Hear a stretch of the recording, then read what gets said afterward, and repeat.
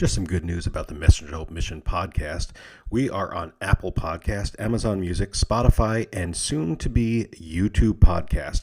Check us out, follow us, and share us with your friends.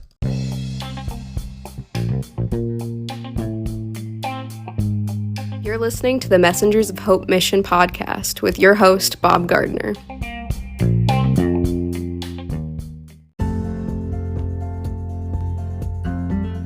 Interested in cryptocurrency? You probably have already heard of Bitcoin. Hex cryptocurrency is like Bitcoin, but better. Hex is decentralized. You can lock up Hex for a fixed period of time to receive awards, just like a certificate of deposit at your bank. This yields averages far more than what traditional banks offer. The rewards are paid from inflation. No one owes anybody anything, and there are no middlemen in Hex. In Hex, you're the bank. The more you learn about Hex, the more you'll love it. Buying Hex cryptocurrency is as complex as setting up an email account. To find out more, go to hex.com.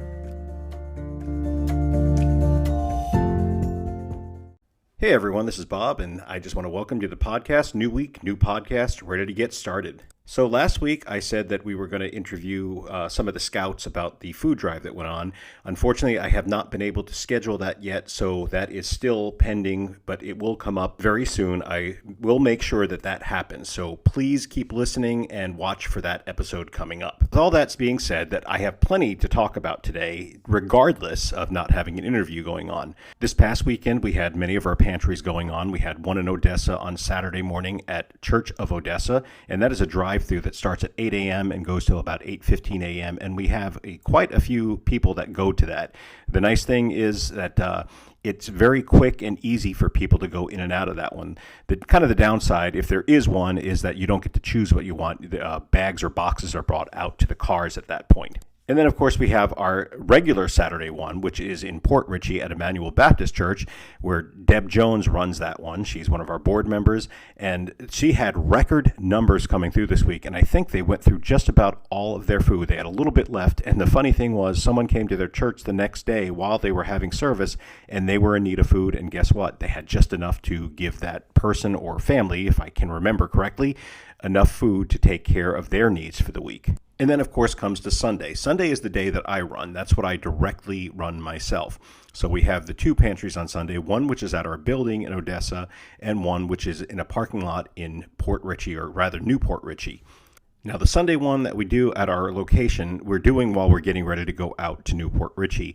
So we typically have bags or boxes ready. So we got a lot prepared for this week. I think we had 28 or 32 actually boxes prepared to give out, and the people came in and they lined up, and it's from 12 to 1, and they kept coming. We went through those 28 boxes, and then we had to make more boxes, and then more boxes, and then more boxes, and I believe that we ended up about 42 for Sunday at the first one, which typically has been around 20 to 25. So we were kind of overrun for that pantry. Now we know to prepare for that one because that one is starting to grow. Word is getting out, and more people are coming to be able to get the food, which is a beautiful thing to take care of. And then, of course, we got ready to go out to the actual big pantry. Our biggest one every week is the one in New Port Richey on the corner of Congress and Ridge, right across from the roller skating rink. And it's either New Port Richey or Port Richey. It's right on the border, but we call it our New Port Richey stop.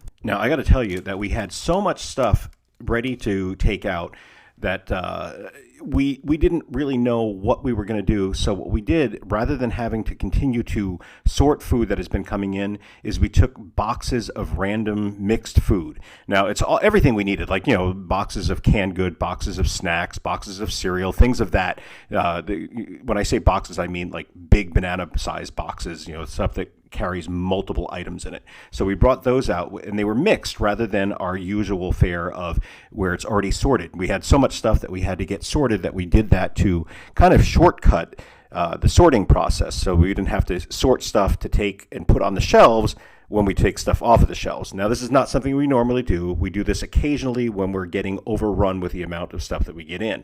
And when I mean overrun, I mean just that we have a lot to go through at that particular point in time and have not had a lot of time to work on it. So we loaded the bus with these mix boxes and got ready to go out. Unfortunately, on Sunday, it was a rainy day, and we got to the stop right around, I don't know, it was about 10 after 2, and we started setting up, and of course, it was raining, and we had to get one of the volunteers to go get a broom so we can push the puddles off the parking lot where we're standing, and we had very limited space under the awning on the bus, so we had to get a couple of volunteers to bring tents as well, the pop-up tents, that you see like at the beach or something like that. So we had those 2 tents as well. So we had kind of 3 stations set up to go, and it was not a hard rain. If you're in this area, it wasn't a hard rain. It was just an all-day rain that just didn't stop. Unfortunately for myself, I wore like a hoodie. And I can tell you that hoodie was just like a sponge. As a matter of fact, I could have just worn a wet sponge that day and had about the same effect. Same thing with my feet. I was just, no matter where I stepped, even inside places, I felt like I was walking in a puddle because I had so much water in my shoes and socks. Now, it probably sounds like I'm complaining. However, I am not. I'm actually very happy that we go out in the rain. I prefer it not to rain, don't get me wrong, but I'm happy that we go out there. Now, all day long preceding this, and even the day before, I had people messaging us on Facebook asking, if it's raining, are we going to have the pantry? And of course, the answer is always yes. The only time that we close the pantry down for weather is if it's a hurricane or a tropical storm. And even then, we watch the weather very closely. If the tropical storm or hurricane isn't going to be till the next day, we're probably going to be out there anyway. We'll just do things a little bit differently, which is what we had to do on Sunday with, first off having the mix boxes, which in hindsight probably wasn't the wisest idea, knowing that rain was coming, that we had limited space. And if you've ever been with us on the mix boxes, you know that that's a little bit more complicated. Typically, everything, for those of you who have not been there, we have boxes of like just canned goods. So it could be corn and green beans, and we have boxes of just cereal, and we have boxes of just granola bars or just coffee or something like that. And so they get one item from that box. But when it's a mixed box, we could have like 3 bags of coffee, 2 boxes of tea, some Gatorade mix, some Kool-Aid mix, so on and so forth. And, they get one item from that section. So it's a little bit more complicated than the regular way that we do it. And like I said, it was raining, so it wasn't really smart of me to do it that way, but it helped us out at the building. And I can tell you that despite the rain, we still had the numbers. We were slightly down from what we normally were at that stop, but there was still a ton of people there. Well over 100 people came through the line. And everyone was very pleased that we were there. People were standing in line for, more than an hour waiting for us to get everything set up. People start showing up there. The stop opens officially at 2:30 p.m. on the first and third Sunday of every month. However, we try to get there a little bit early because we know that people get there early. Now, I'm told that people were there as early as noon that day. So, they're sitting in the cars in the parking lot. So it's not like they're standing there. But as soon as the bus pulls up, people start getting in line. We pull up and they line up where we have the line set.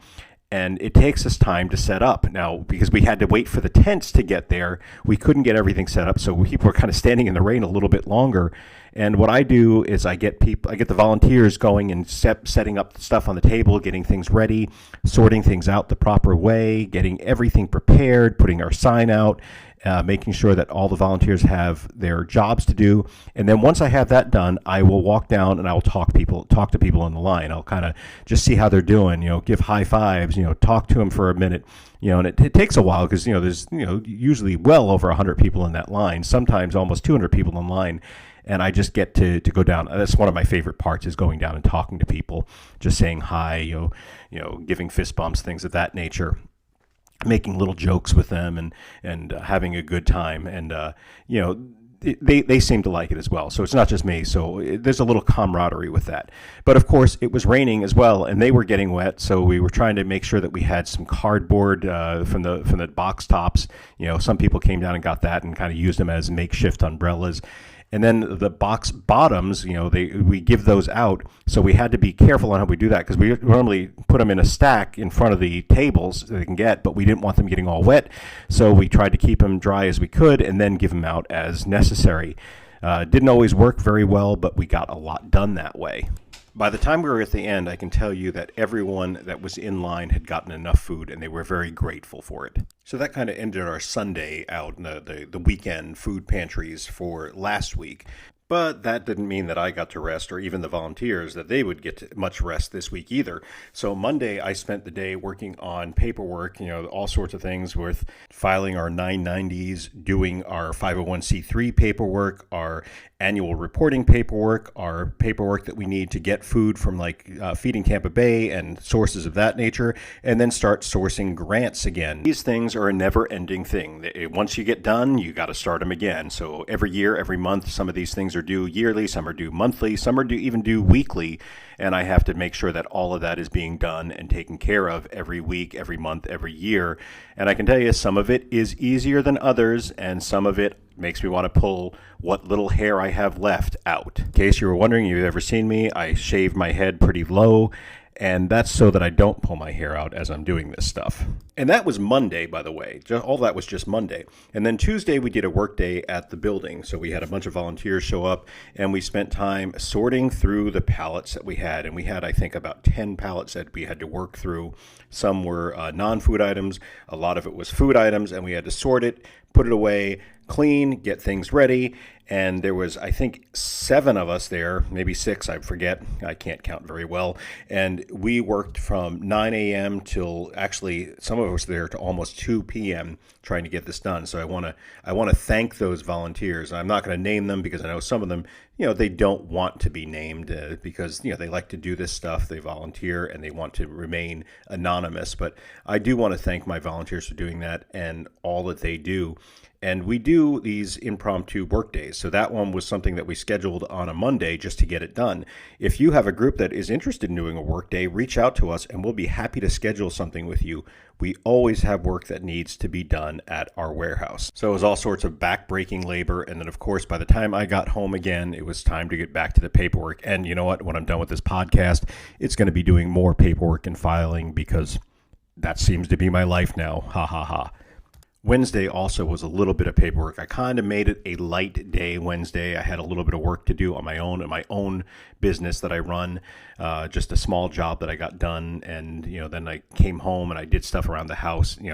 I didn't have a day off because I was doing things like vacuuming and laundry and stuff like that. But it was a nice change of pace, not having to look at paperwork or lift heavy objects. It was just a nice, relaxing day of getting things done at home. And tomorrow, which is Friday, and I don't remember the date offhand, Friday the 23rd of February, of course, we do our morning work on Fridays from 9 till about 11 a.m. If you're free and you want to work with us or volunteer at Messenger Hub Warehouse, you're more than welcome to join us Friday mornings from 9 to 11 or any other times. Just reach out and we'll help you get you set up on a day of the week or day of the month that you would like to work with us and volunteer, or multiple days if that's what you'd prefer. Now, with all this work, you might wonder, do I get a day off? And yes, I do. I take Saturdays off. As I said, Deb runs our Saturday food pantry. I am pretty much hands-off on Saturday. I might answer some texts or the phone if someone's calling for help, but I pretty much take Saturday off. Does that mean that I get to do what I want? Somewhat, but Saturday is family day. That is the time for my family. They get my full attention that day, or as much as they can get that day, because I have other things, like I have hobbies that I do. Like I do my aquarium. I clean my aquarium on Saturdays. That's the day I get to do that, and I enjoy that. And then Sunday starts the whole week all over again. This week we don't have a pantry on Sunday, so it's a little bit lighter of a day, but that doesn't mean that I'm not doing work. We still have to pick up food at different locations and take it to the warehouse and store it, especially like frozen food. We have to make sure that we have the room for that. Well, it wasn't planned, but that's kind of a glimpse of my week and what we do with Messengers of Hope. And again, I want to thank all the volunteers. Now I want to get to a part that I have been excited to share about, but I have not had the opportunity yet because we were trying to get everything in place before we actually shared this information. If you frequent our Facebook page, you may have noticed a new banner photo. Now, the banner photos have all of our different stop locations. Until recently, there was 4 on there, and then we finally added a 5th one, which we've been doing that stop for quite a while, but we just got permission to start sharing that because that's in Hillsborough County versus Pasco County, where we are. But if you've been following our Facebook page, you may have noticed that there's a new banner page up there, and now it has 6 locations on it. And by the way, before I get into that, we do have a 7th location, but we do not really promote that one because that one is for migrant workers, and you have to be a migrant worker or a worker to get onto this property where it is held. So it's a little bit different than our other pantries, so we don't advertise that one. Joe Blow just can't show up there and get food. They have to be on one of the work trucks in order to get this. Now, back to what I was talking about. I am excited to officially announce this one because we've been working on this one for a couple months now, and I am so excited that this is finally taking fruition. So in March, the third Thursday, it'll be the third Thursday of every month going forward at North Tampa Church of Christ from 1 to 2:30 p.m., the Messengers of Hope Mission bus will be there, so we have a new pantry stop called Messengers of Hope Mission at North Tampa Church of Christ.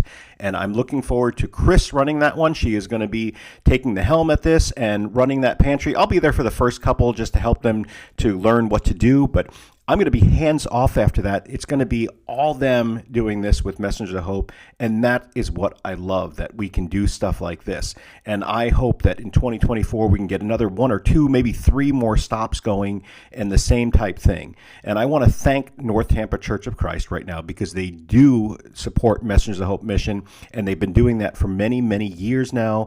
And thank you so much. There's so many times that they have helped us. They collect food. They support us financially. And it is wonderful now that we're going to be able to use their property to have a pantry at, because there are areas over where that church is that are really low income. And from what I understand, there are no pantries close by, not really close by to these neighborhoods. So I'm really, really looking forward to the fact that we get to go into a new area, meet new people, work with new people, and it's going to be amazing. And I can't wait until after that first pantry so that we can start sharing that, the stories from that one as well. I really look forward to that. So that's at North Tampa Church of Christ, Messengers of Hope Mission at North Tampa Church of Christ in Lutz, Florida. If you'd like more information on that, please go check out our Facebook page and follow us for updates as it comes out. I'm going to do it for this week's episode of the Messengers of Hope Mission podcast, but I want to take a moment to once again thank our sponsor of this episode, Hex.com. And by the way, I have cryptocurrency from Hex.com. And I can tell you, I enjoy doing it. I don't have a lot, but I'm enjoying learning how to do it, and it's a wonderful way. And by the way, Hex.com supports Messengers of Hope and has done it before, not just in this podcast. Thank you, Hex.com, for that. I'll see you all next week on the next episode of the Messengers of Hope Mission podcast. I'd like to take a minute or two to talk about some of the needs that we at Messengers of Hope have. And if you've been listening to the podcast, some of the needs you'll have heard before, such as we need chest freezers. We need a lot of them. We need at least 3 or 4 more. We just got one recently, thanks to Steve and Sally Wallace, donating one in honor of Sally's sister who recently passed away. And we're very grateful for that. But that being said, we still need more freezers. We could use, like I said, 3 or 4 more. And the reason for that is because we get a lot of frozen food in, and we have a high turnover with frozen food. But oftentimes we'll get stuff from the stores much more than we are capable of holding. And what we've done in the past is we've given it to other pantries. Don't get me wrong, I'm glad that we can do that. But that puts us a little bit behind the 8 ball when that happens, because then we're giving away the food that we could be giving away to people, and we're giving it to other pantries. Often that happens because we just don't have the room for it, not because we don't have the need for the food. Keeping in mind with chest freezers, I do want to say the other thing that, if you've been listening to the podcast I've been talking about, is we want a walk-in freezer. We want one that is big enough so that we can put shelves in it and store things in it that way. One that has a door big enough that we can roll a pallet jack right through and roll it into the freezer itself. If you've been listening to the podcast, you probably heard me talk about that, and I said, it's better than keeping it outside, especially in the summer months. Well, I've had questions on what I meant by that. Well, that simply means when we get the food and we bring it in, when it's really hot outside, it takes us some time to get it into the freezers. So that means that the food is out in the elements, or at least inside the building, where it is hot until we get it in. Now, we get it in the freezer within 20 to 30 minutes, depending on how much we have. But if we had a walk-in freezer, we could roll it right in and then sort it right in the freezer and make sure that everything stays cold the entire time. Please understand when I say this, I'm not saying the food is going bad, but we want to make sure that we take every precaution and keep the food as cold as possible so that nothing ever happens. And I want to talk about our pipe dreams some more. So one of our pipe dreams is to have a forklift. That is something that we really need because our shelves go 12 foot in the air, and right now we're having to hand load everything off of ladders. So one person on the floor, one person on the ladder, one person up on the shelf, and it takes quite a bit of time to do that. If we had a forklift, we could load everything onto a pallet, shrink wrap it, and put it up top in a matter of just seconds versus 45 minutes to an hour of taking it up there, and it's also a lot safer. Now, we have someone that thinks that they might be able to help us to get a forklift, but that still is kind of a long shot. So if you're a praying person, keep that in prayer, or if you have the ability to get us a forklift, we'll be happy to take that as well. And now for the big pipe dream that I want to talk about is we have been talking about potentially having a thrift store. Now, this is not something that anything is set in stone right now. It is just in the thought phases right now, the dreaming phase, if you will. And it's something that we would love to do, but the problem is that would take money to be able to set up. And we're already at the point where we're always right on the cusp of having enough because it takes a lot to run Messengers of Hope and because of everything getting more expensive. We do have periodic garage sales, which do help. However, if we had a thrift store, we could just cancel all the garage sales and go to a thrift store method and have a constant source of income. But this is a pipe dream, something that we're talking about. But if this is something that you have experience in or are able to help us, please contact us. We're willing to listen and talk through ideas. Well, that is some of the Messenger Hope needs for this week. Be sure to listen in on this part of the show every week because it could change. It could be adding things or it could be taking things away that we've gotten, and we will share it right here. Okay, everyone, this is the point of the podcast where I get to make an appeal to you, the listener. Messengers of Hope is in need of volunteers to come help work at our warehouse. We have jobs as easy as sorting food and toiletries, items like light cleaning all the way up to lifting and stacking of boxes. If you live in the greater Tampa Bay area and want to serve with Messengers of Hope, reach out today. Go to our Facebook page and message us directly. If you're not local or do not have the ability to volunteer at Messengers of Hope Warehouse, you can still make an impact. Messengers of Hope is in need of financial gifts. Donations are tax deductible as Messengers of Hope is a registered 501c3 nonprofit. You can go to our Facebook page and find an online donation portal or get the address and mail us a check. Any amount helps more than you may think.